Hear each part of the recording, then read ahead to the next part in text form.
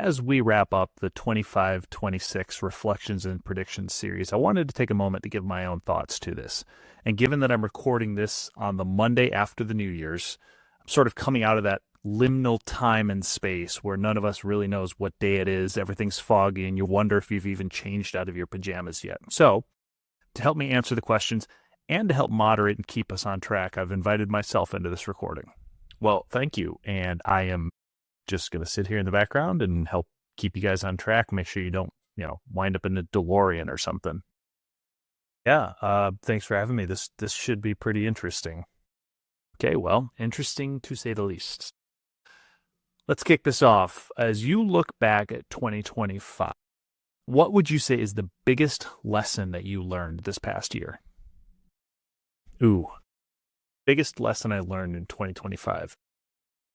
How about this one? Expect the pseudo unexpected. I know we can always say, expect the unexpected, yada, yada, yada. But I think, bear with me here, as we started 2025, there were two letters that everybody knew was on the tip of their tongues: AI.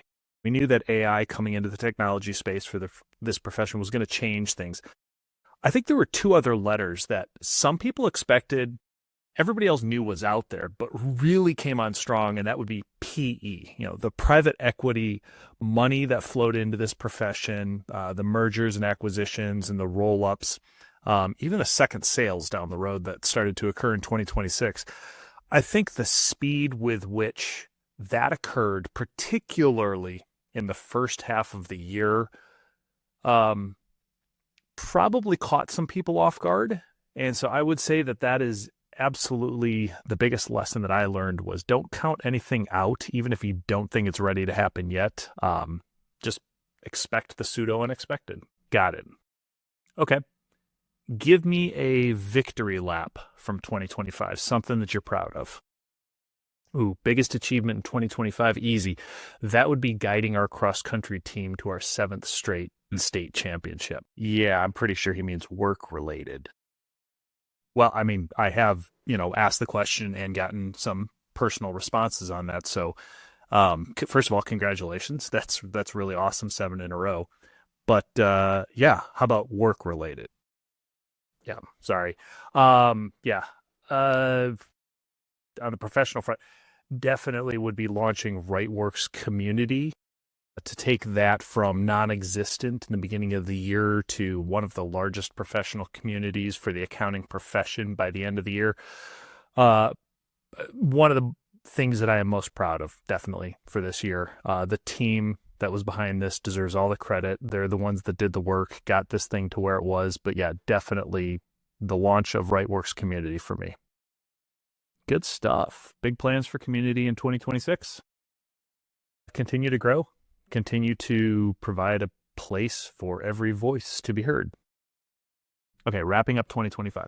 Was there anything that caught you off guard this year, either good or bad? It just sort of came out of nowhere. Again, work-related. Sure, work-related. All right. How about this one? One thing that caught me off guard, and I think it caught pretty much everybody off guard, was let's call it the severity of the government shutdown. Political leanings aside, whether you're left, right, somewhere in the middle, feel left out, I don't know. I think we all knew that there was going to be some changes to the federal government with the new administration coming in. But I think the shutdown, the length and the severity of it, coming right behind the tariffs announcements, Department of Government efficiency work that happened, I think that is the thing that caught me most off guard in 2025. Okay, shifting focus now from the past to the future, 2026. Give me a change or a trend that you're predicting for the accounting profession in this year. A change or a trend prediction. Let's see. I think we're going to see a lot of new firms in 2026. So I think there are folks who either haven't quite hit partner level, and when a transaction occurs, they're not necessarily going to want to go into that larger or new firm and the ramifications that may come with that. I think that there are a number of folks who are going to look to start their own firms. or their partners who may not be happy with the transaction package who will do the same and look to start their own firm. I think there's plenty of folks within this profession who want to go and work for a smaller shop, a little bit more personalized service, if you will. There's certainly demand from the client side. There will always be customers. There's always going to be a need for accountants and advisory services. And I think we're going to see plenty of people who are willing to take the risk to hang their own shingle. And I think 2026 is going to be a great reset back to a bunch of smaller firms and first-year firms. Ooh, interesting take. Does AI make any of this easier? Oh, definitely. AI lowers the bar, the hurdle, if you will, to getting started. It helps with customer communication all the way through data analysis. It really multiplies the impact of a single employee, and therefore, if you're looking to start something up, you don't have to worry about having quite as many people. Theoretically, you can start a firm with fewer people. Okay, so speaking of AI, how are you currently using AI, and do you see that changing in the coming year? How am I currently using AI?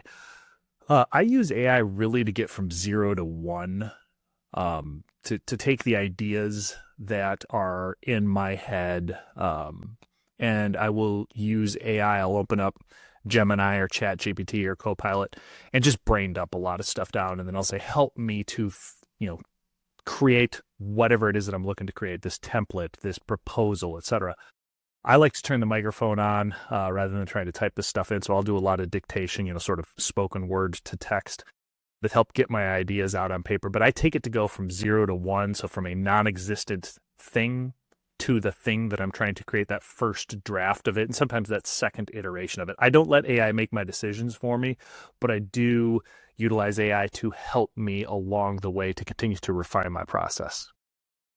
And do you see that changing? Maybe. So part of it will definitely stay the same, and that is, again, like I said, I won't let AI be making decisions for me. It's more sort of clutter reduction, maybe some analysis in there. I will, however, probably lean into using AI more for some audio and video editing. So things like this podcast might make it easier to interview yourself. Yeah, definitely. Instead of cloning, maybe I can digitally clone myself. Hey, at least one of us will get to do something else. Ooh, me. Sure, you can have all the free time. Use it to keep getting out there and coaching.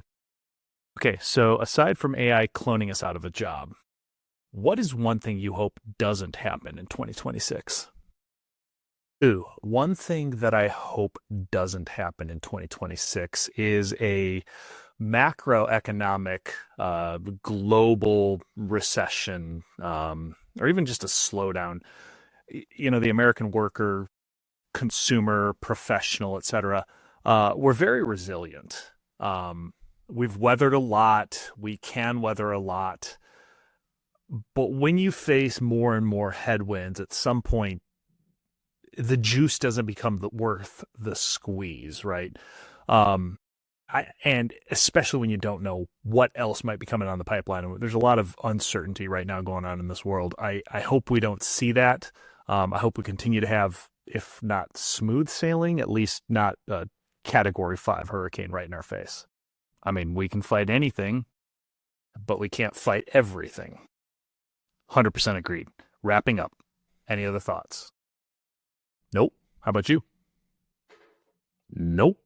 All right. Well, hey, cheers to 2026, and may we not run into any major hurricanes. Cheers.